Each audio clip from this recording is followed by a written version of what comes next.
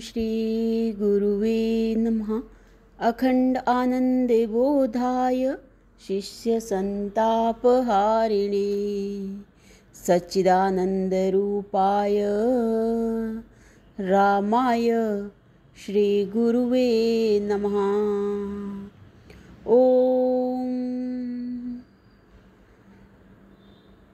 सहना भवतु सहनो भुनक्तु सह वीर्यं करवावहै तेजस्विनावधीतमस्तु मा विद्विषावहै।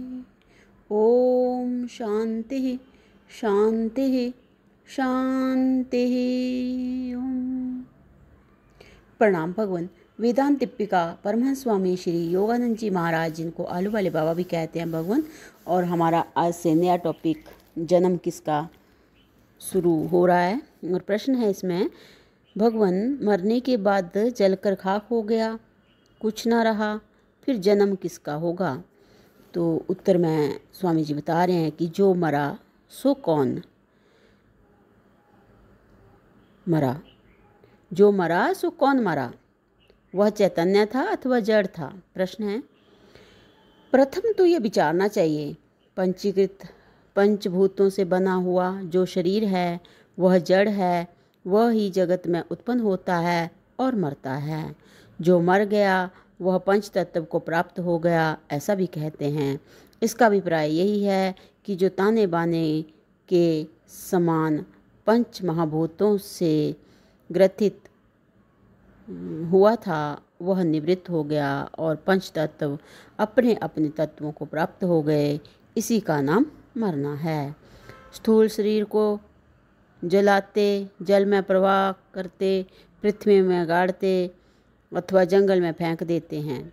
इस प्रकार मृतक शरीर की 4 गति हैं। इन चारों गति में 7 धातु रस, रुधिर, मांस, मेद, मज्जा, अस्थि और रेत, इन जिनका स्थूल शरीर बना है अपने अपने तत्व में मिल जाती हैं।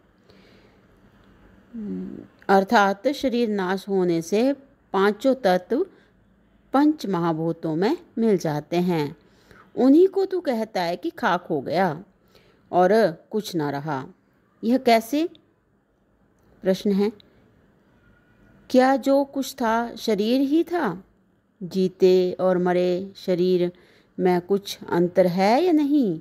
यदि अंतर ना होए तो तेरे कहे अनुसार कुछ ना रहा। परंतु स्थूल शरीर में कोई एक ऐसी वस्तु है जिसके रहने ही से अपवित्र वस्तुओं से बना हुआ शरीर पवित्र समझा जाता है।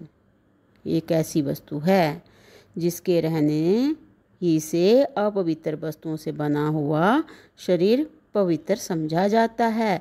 जब वह नहीं रहता तब तो कुटुंब ही उसे प्यार करते थे, वे ही उसे घर से बाहर निकाल कर जला देते हैं। जब वह वस्तु नहीं रहती तब किसी प्रकार की क्रिया नहीं होती। यदि उसे जलाया ना जाए तो सड़ जाए। विचारना चाहिए कि सड़ने का क्या कारण है। जो प्रथम सौंदर्य वाला दिखता है वह ही भयानक दिखने लगता है। इससे सिद्ध है कि कोई वस्तु उसमें अवश्य थी जिससे वह जीवित था। मरने के समय कोई पदार्थ बाहर जाता हुआ दिखाई नहीं देता, इसलिए उसमें कुछ और ना था और कुछ निकल कर नहीं गया। ऐसा मूर्ख के सिवाय और कोई नहीं कह सकता। जो था वह स्थूल पदार्थ ना था, इसलिए स्थूल दृष्टि का विषय नहीं था। फिर किस प्रकार दिखाई दे? उसी वस्तु से अंतःकरण काम करने योग्य बना हुआ था। उसी से ज्ञान इंद्रियां ज्ञान वाली थी। वह वस्तु ही शरीर में राजा रूप थी। जैसे राजा जब राजा स्थान छोड़कर चला जाता है तब उसकी सब प्रजा भी उसी के साथ चली जाती है। सब शहर खाली पड़ा रहता है और वहाँ भूत पिशाच और शेर गीदड़ आदि का वास हो जाता है। इसी प्रकार जब शरीर का अधिपति शरीर को छोड़कर चला जाता है तब शरीर का भी वही हाल होता है। बाहर के चिन्हों से तो इतना ही मालूम होता है कि उस श्वास जो पहले लेता था वह नहीं लेता। जो शरीर पहले गर्म था अब ठंडा पड़ा है। उस गर्मी के साथ ही प्राकृत जीव रहता था, उसने शरीर रूप स्थान छोड़ दिया है। जब जीव अंतःकरण संयुक्त और वासनामय होता है, इसलिए एक शरीर की भोग रूप वासना को समाप्त करके दूसरे प्रकार के भोग के निमित्त दूसरे प्रकार के शरीर में संयुक्त होता है। यह ही संसार का जन्म मरण कहलाता है। शरीर में रहने वाला और शरीर से जाने वाला एक ही पदार्थ है जिससे जन्म मरण होता है। शरीर ही है और शरीर के नाश के पश्चात जन्म धारण करने वाला अन्य नहीं है, ऐसा नहीं है। तेरा प्रश्न नास्तिकों की परलोक न मानने वालों का, नास्तिकों मतलब परलोक न मानने वालों का सा है, जो प्राचीन समय में चार वाक्यों का सिद्धांत था। उन लोगों का कहना इस प्रकार है, जैसे पेड़ की उत्पत्ति पेड़ से होती है, इसी प्रकार मनुष्य से मनुष्य की उत्पत्ति होती है। विशेषता कुछ नहीं है, ना कोई ईश्वर है, ना कुछ पाप पुण्य है, ना कोई उनका देने वाला है। केवल भौतिक संयोगों से शरीर की उत्पत्ति होती है। जैसे कई पदार्थ मिलने से मादकता इनकी नशीलापन उत्पन्न हो आती है, इसी प्रकार सब संयोग मिलने से शरीर में चैतन्यता उत्पन्न हो जाती है। नास्तिकों का इस प्रकार का कहना मानने योग्य नहीं है।